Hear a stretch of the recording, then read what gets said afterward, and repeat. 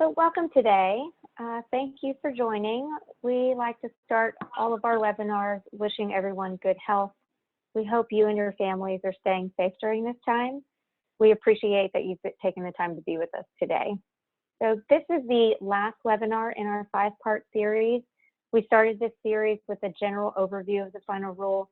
We then broke down the real-world testing. We had 2 webinars on the test criteria, one specific to the revised criteria, and then the other was a deep dive into the new criteria. Today, we're going to review the conditions of certification and surveillance. A link to the recording of the webinars is here, and then we are recording today, so we'll send out that link later this week.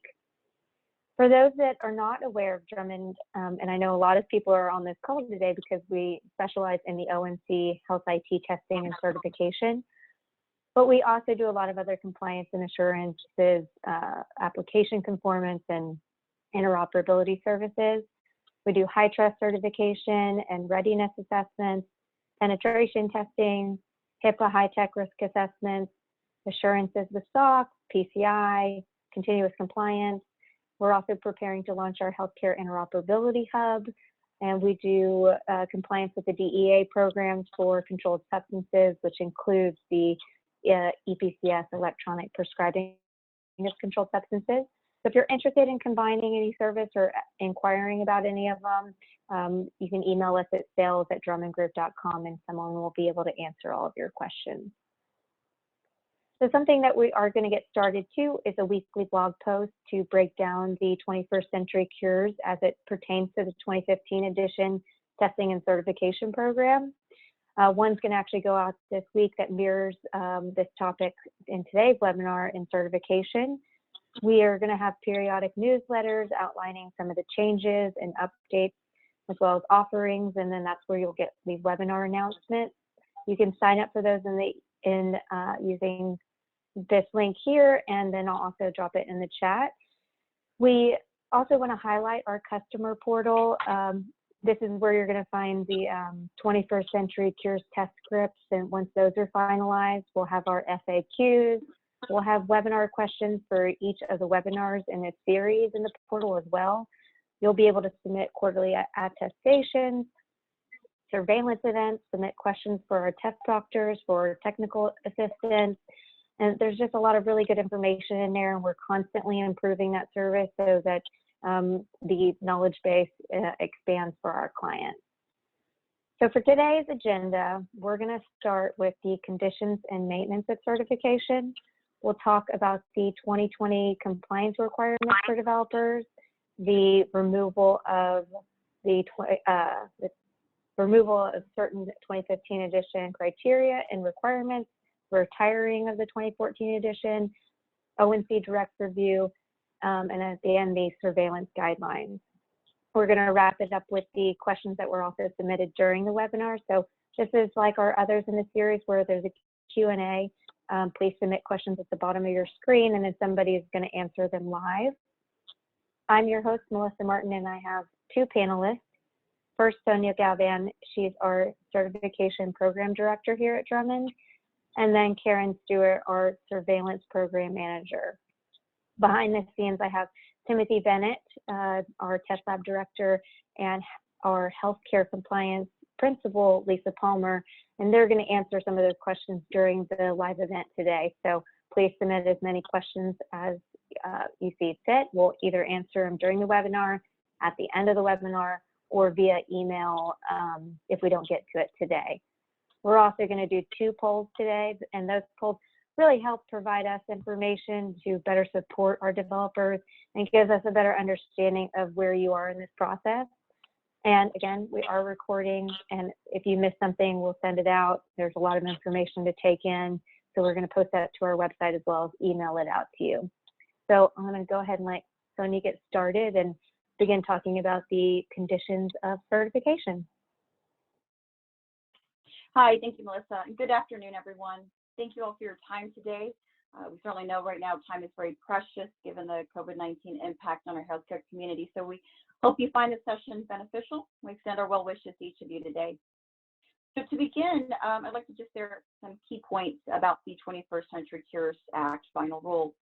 This regulation was released by the ONC in March, and some key elements incorporated throughout the regulation include a focus on giving patients more power in managing their own health care and enabling access to their health information.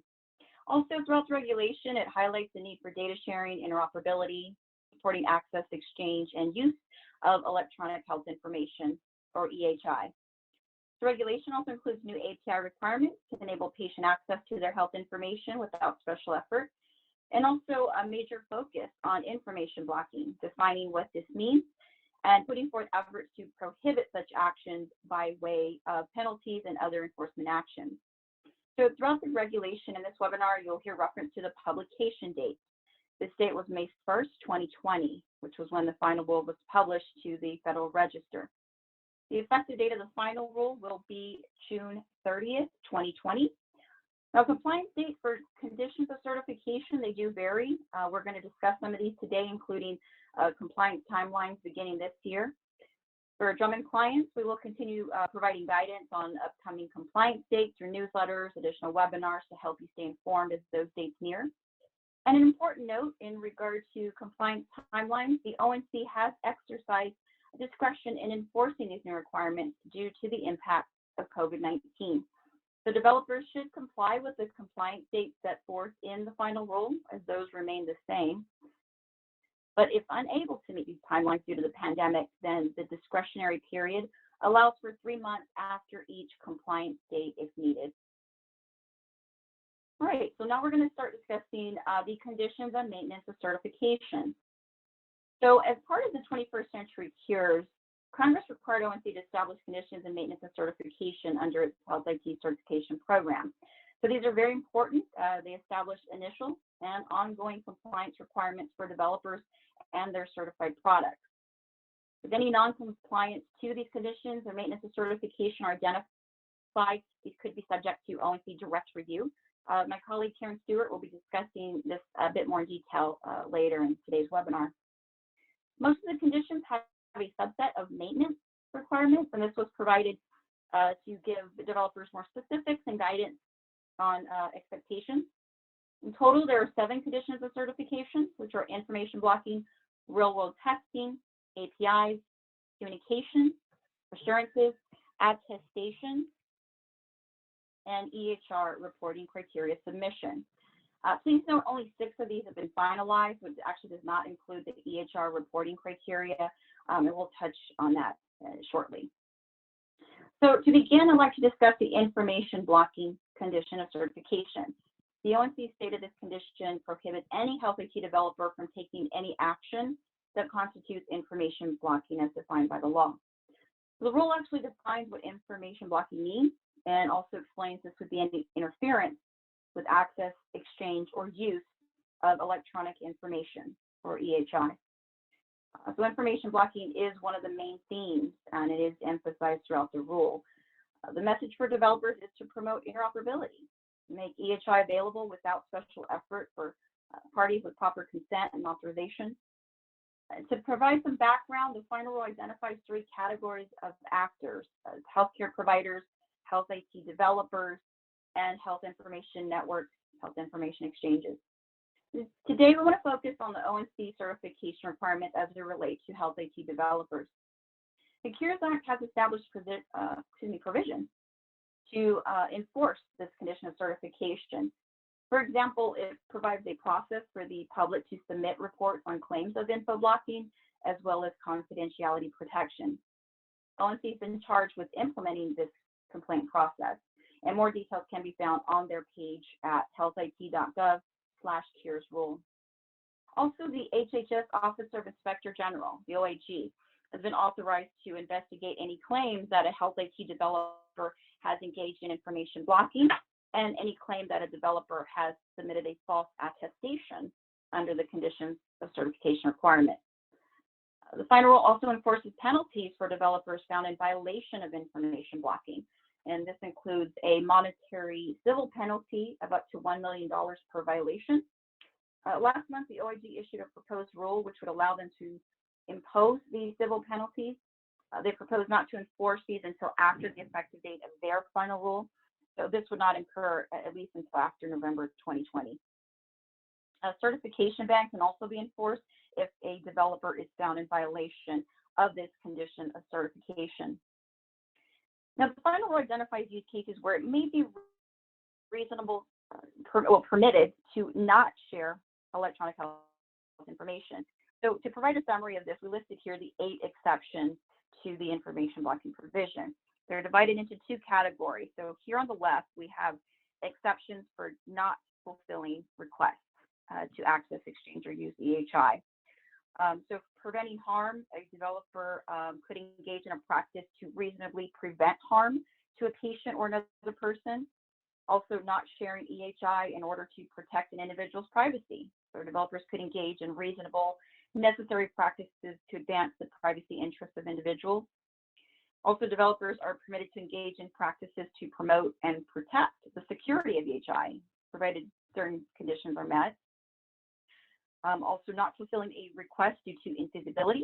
Some examples might be due to a natural disaster, internet service interruption. There are more conditions provided within the final law in terms of infeasibility. Also, developers could take reasonable and necessary measures to maintain the overall health of these certified products. For instance, this may mean taking the health IT offline temporarily for maintenance and improvement. Now, on the right column here, we have exceptions for fulfilling requests to access, exchange, and use of EHI.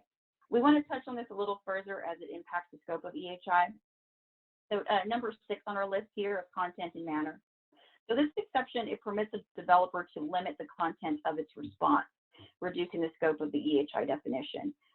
So effective November 2nd, 2020, just 6 months after publication date, developers must comply with the information blocking condition based on a limited EHI definition.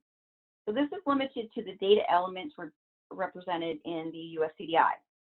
Now, as a reminder, developers have up to 24 months to fully implement US CDI standards.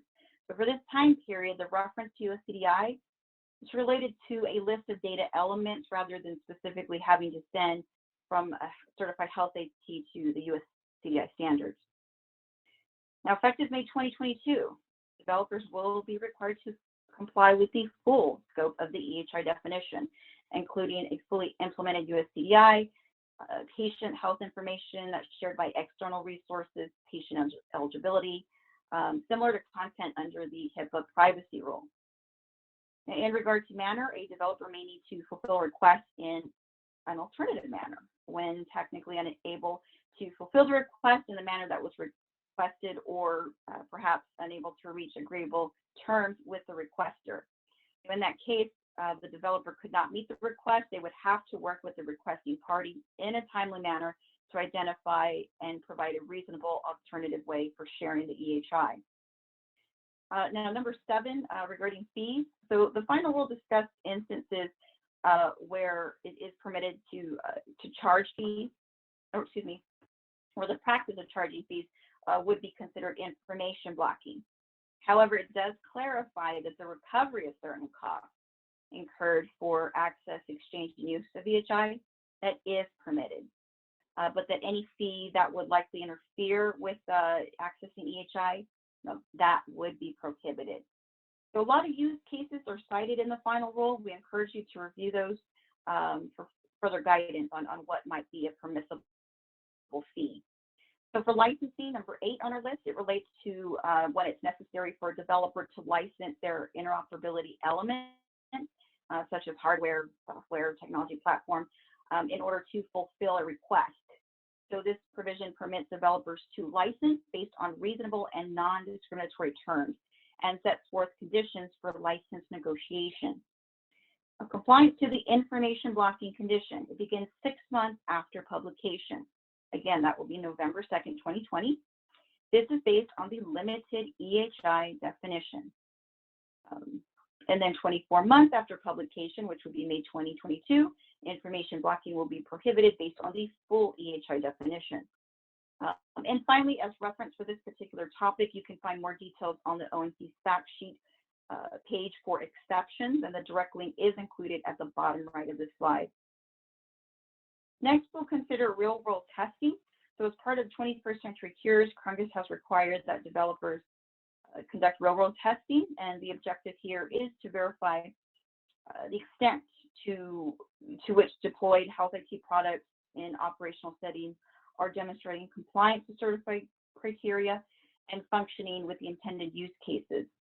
So this would apply to developers with products certified to B1 through B10, C1 through C3, E1, S1 through F7, G7 through G10, H1 through H2. The developers will have to test their product in the production setting in which it will be used. So this will be an ongoing annual requirement. Developers will be required to submit real-world test plans addressing how they plan to test and demonstrate conformance to criteria certified by August 31st of the year in which the real-world test plan is due. And as part of the process for public transparency, both the test plans and test results provided by developers will be posted to the ONC Chapel website. So finally, we'll discuss some expectations for what type of information needs to be reported. We are still working with the ONC regarding this and anticipate to have more information for developer submission reporting requirements very soon. So we'll communicate that once that's confirmed. In line with real-world testing, the standards version advancement process has been established to allow developers flexibility to update and certify to new versions of standards and implementation specifications without having to wait for new rulemaking. So developers choosing to update to newer versions will need to provide advance notice to all affected customers and also advance notice to your ONC ACB.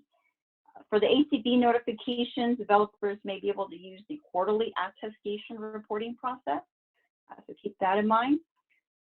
Also, there will be specifics developers will need to address, such as expectations for how the updating versions will affect interoperability.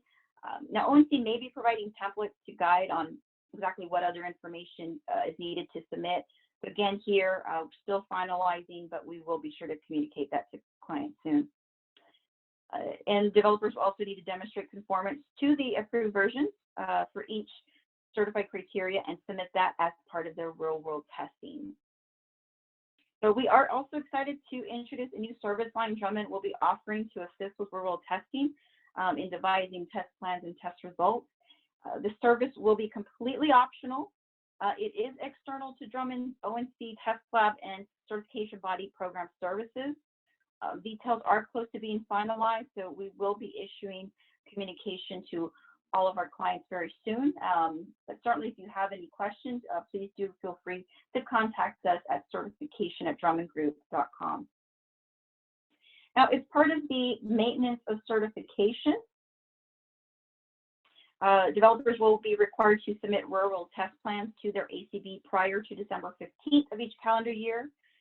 Plans will address testing to occur in the upcoming year. And then once the testing is completed, then test results will need to be submitted by March 15th of that following year. Also, if any nonconformities are discovered in the course of real-world testing, developers will be required to report these to their ACB within 30 days. For Drummond clients, you'll be able to submit these to surveillance@drummondgroup.com. And then someone from our surveillance team will contact you, discuss if a corrective action plan is needed, and we'll work with you through that process. Now, as mentioned, to meet compliance, developers will be required to submit real-world test plans prior to December 15th. And this is to allow ACB's time to review and submit to the ONC by that due date. For Drummond clients, we do anticipate requiring these to be submitted early November. So we'll communicate a specific due date once that's finalized. And as a reminder, again, the 3-month enforcement discretion does apply. So as an example, if a developer were to submit their real-world test plans even as late as March 15, 2021, they would still be compliant. So this would also apply if the test results were submitted up until 3 months after that compliance date. Also, developers will need to implement CDI and conduct real-world testing demonstrating conformance, and the timeline for this is up to 24 months after publication. We wanted to provide a quick visual here to help folks understand the timelines for the real-world test reporting requirements. So for example, test plans that you're submitting this year by December 2020 will cover testing that's to be conducted in 2021. Then by March 2022, you will submit your test results for the testing you conducted in 2021. And then you can see for the next year, in December 2021, developers will submit test plans to cover testing to be conducted in 2022, then submit those test results in March 2023. Hopefully that helps a bit.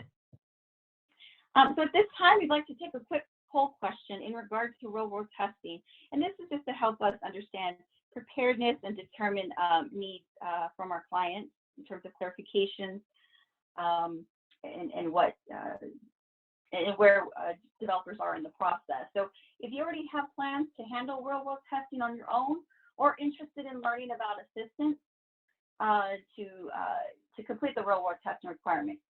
As noted earlier, any third-party service you may choose to help with devising test plans and test results is completely optional and would be external to any ONC test lab and certification body services. All right, so let's move on. The next condition of certification only affects developers with products certified to criteria G7 through G10. This is the API condition of certification. So it applies to actions and behaviors of developers related to the use of their certified API technology. So this condition addresses transparency, fees, openness, and pro-competitive behaviors. So in terms of transparency, this requires developers to publish technical documentation, business documentation also with a publicly accessible hyperlink. In regard to fees, this condition sets criteria for allowable fees and to whom those fees could be charged. Now, the regulation does support developers to recover costs associated with developing, deploying, upgrading API technology, but also ensuring that fees will not be used as a barrier to providing interoperability or as a means to eliminate competitive threats. The regulation goes into much more detail about fees and what's permitted. There's also a section titled General Examples of Prohibited Fees. We encourage everyone to take a look at that section in the final rule. In regard to openness and pro-competitive, so this sets business requirements that developers will have to comply with to promote an open and competitive marketplace. Now, the scope of patients' electronic health information, so that must be accessible via a certified API technology, and it will be limited to the data specified in the US CDI. And also any action that constitutes information blocking, of course, that will be restricted. Now, for API developers certified to G8, which is the API data category request, they must provide API customers with technology certified to the new G10 standardized API for patient and population services by May 2022, which will be 24 months post-publication. Now, the remaining maintenance requirements listed here on the slide will apply only to developers once they've certified to new API criterion G10. And these will include authenticity verification, where developers will be permitted to institute a process to verify authenticity of application developers, but must be completed within 10 business days. Application registration, where developers will register applications within 5 business days of completing verification of an API user's authenticity. And then service-based URL, so that would be publishing for customers of API so that patients can access their electronic health information. So for compliance dates, as of 6 months after publication, again, November 2nd, 2020, compliance by API developers with certified products to G7 through G10 must ensure API policies and documentations are in compliance. So for those already certified to G7 through G9, you're already required to publish this technical documentation via a publicly accessible hyperlink, including terms and conditions. But we still encourage you, please review the final rule for additional clarifications regarding fees, transparency, and other updated requirements. 24 months post-publication, which will be May 2022, developers currently certified to G8 must provide customers health IT certified to the new API Again, that will be G10. That's 24 months post-publication. Next, we'll consider communications. So this condition of certification applies to all developers of certified health IT. So the ONC stated that developers must not prohibit or restrict communications about certain matters, including usability of health IT, interoperability, security, users' experience when using health IT, business practices related to exchanging health information, and the manner in which a user has used such technology. Now, the final rule goes into more detail regarding the 6 areas and specific types of communications and what may be permitted. So please be sure to review these further, as we will not have time to examine each one in depth today. Also note, developers will be permitted to impose certain types of limited prohibitions, restrictions, based on the need to protect their legitimate business interests. So again, the final will provide additional guidance, so please be sure to take a look at that for any permissible restrictions. As part of maintenance of certification, so beginning in 2020, developers must issue written notice to all customers and those which it has contracts or agreements with, containing provisions that contravene the ruling, as these will not be enforced. So developers whose contracts currently include any gag clauses will need to make changes to those contracts. So this written notification will have to go out annually until contracts can be amended. Also, developers must not establish, renew, or enforce any contract that contravenes this condition of certification. Compliance dates for this provision begins at the effective date of the rule, which will be June 30th, 2020, in which developers are prohibited from restricting certain communications. Then beginning later in 2020, developers will need to provide that written notification to customers. So again, here, the enforcement discretion does apply, as with other conditions of certification. So in this particular case, developers could potentially send out this written notice as late as March 2021 for the 2020 calendar year. Again, that's for the enforcement discretionary period. Next condition of certification is assurances. We can, next slide, please. So to complete compliance, to meet the compliance here, developers must provide assurance that they will not take any action that constitutes info blocking. Also, developers must ensure their health IT product conforms to the full scope of certified criteria capabilities. Also, developers must not take any action that could interfere with the user's ability to access or use certified capabilities for any purpose within the full scope of certification. If a health IT product electronically stores electronic health information, it must be certified to B10 EHI export within 36 months. So please note these assurances, they will be attested to as part of the new attestation condition, and we're going to discuss that on the next slide. But for the maintenance of certification for this condition, it does include retaining all records and information necessary to demonstrate initial and ongoing compliance for a period of up to 10 years from the date the product was initially certified. Now, in situations where criteria may have been removed from the program and prior to the 10 years expiring, then records must only be kept for 3 years from the date of removal for that certification criteria. The ONC also clarified developers would be best situated to determine which records and information would demonstrate compliance, as they are already retaining information for purposes of ONC ACB surveillance and ONC direct review. Also, developers who certified health IT products electronically store information, as we mentioned, must provide customers with health IT certified to B10 EHI export by May 2023. Again, that's 36 months from publication.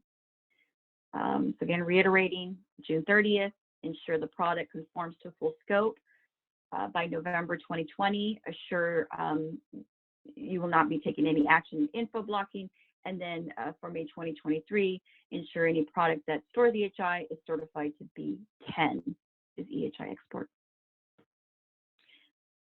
All right, next slide, please.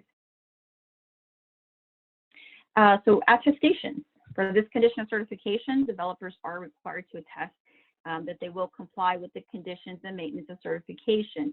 This includes information blocking, assurances, communications, APIs, if certified to G7 through G10, and then real-world testing, again, if they're certified to the applicable criteria.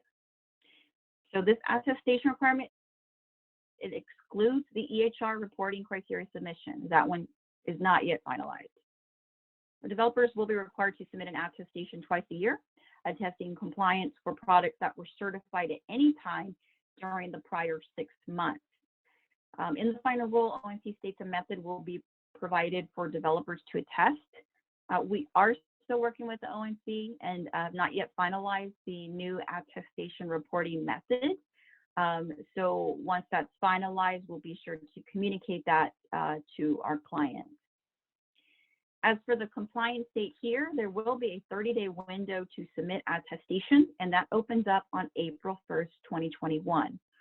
So that first attestation will cover compliance periods starting with the effective date of the rule, June 30th, through March 31st, 2021. So it's a little over 6 months, but since this is the first round, but thereafter, developers will be, again, attesting to compliance for the prior 6 months. And the 7th condition of certification, ONC announced that in the near future, they will establish an EHR reporting program. Once that is established, they will undertake rulemaking to propose and implement this related condition of certification. So again, this one is not yet finalized, and developers will not be required to attest to this condition. So in summary, we wanted to provide a slide highlighting some of the compliance dates, specifically what we discussed and what's beginning this year in 2020. I also want to remind you of the enforcement discretion again. It's included here in our footnote. The compliance dates in the final rule remain the same. So for developers who are able to, should comply with these dates. But for those who are unable to due to any COVID-19 impact, the discretionary period of 3 months is available. So beginning on June 30th, for assurances, the compliance period starts, and developers are to ensure their health IT conforms to the full scope of their currently certified criteria. And again, this will be attested to as part of your first attestation, which would be due April 2021, which we touched on. Communications, so this compliance period starts for developers to not prohibit or restrict communications regarding the specific subjects, again, that we touched on. Now, again, as we mentioned, there are permitted prohibitions and restrictions, so please refer to the ONC Cures Act final rule, section 170403, for more details on that. Now, as we discussed, beginning later in 2020, developers will have to provide written notice to customers that any contract that contravenes ruling, such as gag clauses, will not be enforced. And this notification will be required annually until the contract can be amended. And then 6 months after publication, please note we have the date as November 2nd, 2020. If you attended our initial webinar, we referenced November 1st, which we later discovered was a Sunday. So ONC clarified the 6-month date after publication is November 2nd. So keep that in mind. So 6 months after publication, November 2nd, developers must comply with information blocking condition. Again, that's based on the limited EHI definition. Also, for assurances, developers will begin complying to assure that actions and behaviors do not constitute information blocking or inhibit the access, exchange, and use of EHI. Also, developers certified to API criteria G7 through G9 will need to update policies, revise existing API documentation to comply with section 170404 of the final rule. And once more, real-world test plans. So again, these will be due to your ONC ACB prior to December 15th. Again, that additional time allows for the ACB to review and submit the information over to ONC by December 15th. So Drummond will likely impose a due date around early November. So we'll be sure to communicate that final due date to you soon. Here on this slide, just for your reference, this is the ONC certification compliance timeline extended through the next few years. So you can find this on their Cures Act final rule page with healthit.gov/Cures rule. Be sure to bookmark that page. It contains a lot of beneficial information for developers, including fact sheets, ONC webinar recordings, and the link to the final rule. Now, for the remaining topics of this webinar, Karen Stewart, our surveillance manager here at Drummond, will take the lead in discussing these with you. So Karen, I'll go ahead and hand it over to you. Thank you, Sonia. So the first topic I want to discuss is the removal of the technical limitations. So the Cures Act did remove certain criteria from 170523, which is part of the Principles of Proper Conduct, for K1 3B and K1 4B. And 3B is the section of the criteria that talked about the potential types of technical limitations, and 4B was the part of the criteria that talked about the need to have a disclosure of those limitations. Those two criteria have been superseded by the Cures Act information blocking and conditions of certification requirement. The developers are prohibited from taking any action that could interfere with the user's ability to access or use certified capability. So you should plan to remove the limitations from your website and marketing material by June 30th, 2020. An additional removal has been the transparency disclosure. 170523K2, which has been the transparency attestation, has been replaced by certain conditions and of maintenance and of certification requirements, such as the assurances and the attestations. The rationale for removing the requirements is that it would aid in avoiding unnecessary costs and burden to developers and ACBs. It's important to note that you are still required to disclose any costs associated with the use of your certified technology. And in order to help you meet the new requirement and ensure that you remain compliant, we will be doing a review of all material. So let's talk about the compliance timelines. The following should be removed from your website and marketing materials. So the effective date of June 30th, 2020, developers should plan to remove from their website and marketing materials reference to your 2014 edition certification, reference to the K1 and K2 disclosures from your 2015 edition certification criteria, and reference to the 2015 edition criteria that will be removed, which is A6, A7, A8, A11, B4, and B5. As of January 1st, 2022, you will need to remove reference to the 3 additional criteria being removed, which is A10, A13, and E2. 24 months after the published date, or May 2022, you will need to remove reference to G8, and 36 months after the publication date, which will be May 2023, you will need to remove reference to B6. So with the retirement and the removal of this criteria, there will be CHPL changes. The word retired will be added to the edition, so you'll see a retired 2011 and a retired 2014. The 2015 edition status will remain the same, and a new status will be added, which is the 2015 Cures update. The word removed will be added before the regulation number of the removed criteria. The text will display in italics, and they will add a message noting the criteria has been removed. Some additional changes. As of the rule effective date on June 30th, 2020, transparency attestation will be removed from the listing detail page and the developer page. All surveillance activities related to transparency attestation, so K2, the K1 and K2 criteria removed, will be closed. As the rule effective date plus 1 week, there will be no longer any validation completed on the transparency attestation.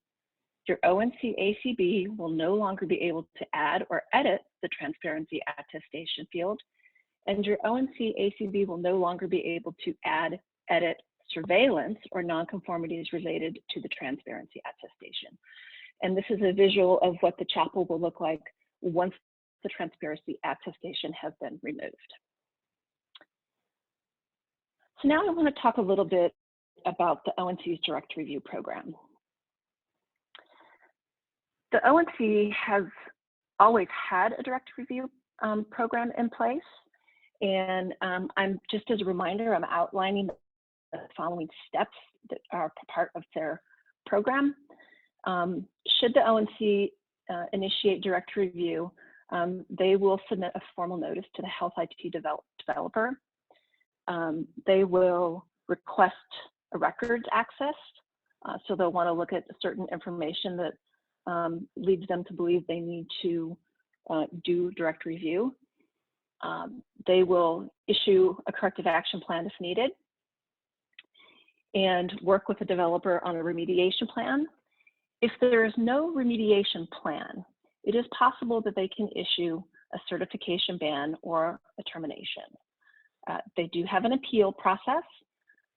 Should the appeal be denied, of course, the action will be listed, the public listing of the certification ban and or terminations. What's really different about the program under the CARES is that now the 7 conditions of maintenance and certification will apply to the same program. Their old program, what they were looking at would be the principles of proper conduct and the certification criteria. Now I'd like to talk a little bit about some surveillance guidelines. I want to stress that the overall approach to surveillance remains the same. It has always been Drummond's responsibility to initiate surveillance when we become aware of facts or circumstances, regardless of the source, that would cause us to question whether or not a developer is compliant with one or more of the requirements of the program. Important to note that the corrective action plan process has not changed. And as always, surveillance activities are listed on the chapel. And reporting nonconformities to Drummond should be done at surveillance@drummondgroup.com. We'd like to share what we think are some of the best practices for surveillance. The 7 conditions of certification should now be part of your own internal compliance program. We encourage you to continue to self-identify issues that you might find with your product. It is also important to maintain your website. And if you've not already done so, make sure that you have an internal validation process that ensures your product remains compliant. Do a periodic review of your costs and disclosures to ensure you are compliant. And lastly, you can use the Drummond customer portal to track any complaints and surveillance activities. So for those of you who have not seen what surveillance looks like in the customer portal, you should log into the customer portal. On the top navigation, click on compliance, and then click on surveillance. If you have any open or closed complaints, those will be listed. If that complaint resulted in a surveillance event, you will be able to view the details around the event. If there are related nonconformances, those will also be listed on the customer portal.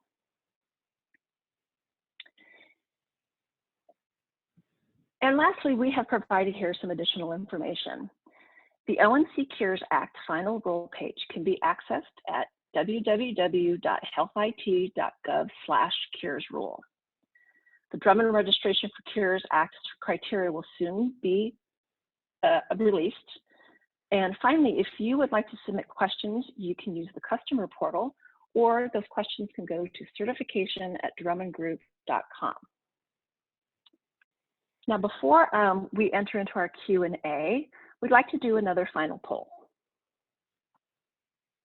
This poll, are you interested? Would you like to meet with one of Drummond's experts to answer questions on the testing and certification program? If you'd like to, you can initiate that, and it's quite all right if you're not ready to do so.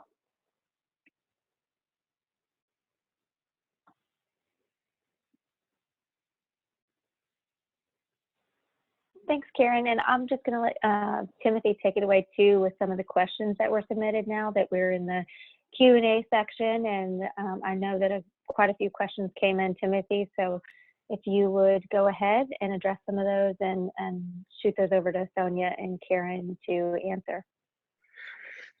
Yeah, sure. So Sonia, one of the questions, it's an often asked question, and it's a good one. Does my product have to be updated to USCDI this year? Yes. Excuse me. So developers can begin updating this year, but the compliance date is actually not until 2022. So developers who are certified already to the CCDS, the Common Clinical Data Set, so those remain applicable until your product is updated to USCDI. So again, USCDI is not required to be fully certified, implemented until 24 months after publication. And ONC, so they permitted this time, obviously, so developers can plan out just a more smooth transition. So, excuse me, sorry, clear my throat there. Yeah. So another question is, how do we notify our ACB if we're going to exercise the 3 months discretionary period? So we are in the final planning phase for attestations notification. So we anticipate using a method similar to what our clients currently use for quarterly attestation reporting. So basically logging onto our customer portal and sending a notification to us that way. So that's what we anticipate, but certainly once that's finalized, we'll communicate that to clients and be sure that they have that information. So very good question. And another one would be, will developers need to submit attestations to the ONC directly or to their ACB? How does that work? So we anticipate that all submissions will be sent over through the ACB. And then as ACB, we will be responsible for forwarding that over to the CMS, excuse me, to ONC, apologies. ACB will forward over to ONC. And then ONC will be providing some more information, possibly even templates to use. So once that process is finalized, we'll be sure to share those instructions with clients. All right, another question I have is, when do I need to, what do I need to do if some of my certified product contains criteria to be removed from the 2015? So, there's 2 different times when criteria will be removed. There's going to be some criteria that's removed on January 30th, the effective date of the rule, but then there's some other criteria that's going to be removed after the CMS measurements for those criteria sort of expire, and they will be removed at a later time frame. So, the question is, what if you're a developer? What do you need to do in that situation? Yeah. So keep in mind some of the criteria that's going to be removed is actually still required as part of the USCDI. So you will still have to support some of these. So just keep that in mind. They may not be part of the certification program, but developers may still need to report some of these elements. So they're just also ACBs will be issuing new certificates removing those criteria. So details are still being finalized, and we anticipate to have more information soon. But as of right now, I would just have developers just sit tight, and we'll provide those instructions soon. And Timothy, I'm just taking a quick look at the Q&A also. I noticed a couple of questions about the assurances and about record retention. Yeah. So in terms of information that developer may want to keep track of, certainly any test results that you have when you went through testing, any attestations you submitted, any validation reports from test tools, obviously your 2015 edition certificate from your ACB. I believe the final rule also mentioned complaint logs, customer issues, logging of help desk tickets, things like that. But I think it's a good question. I also want to note that the questions we are getting today in the Q&A, we will be adding those to our FAQ and to our knowledge base within our customer portal. And we'll also be emailing all attendees with answers, responses to each of these questions. So just keep that in mind.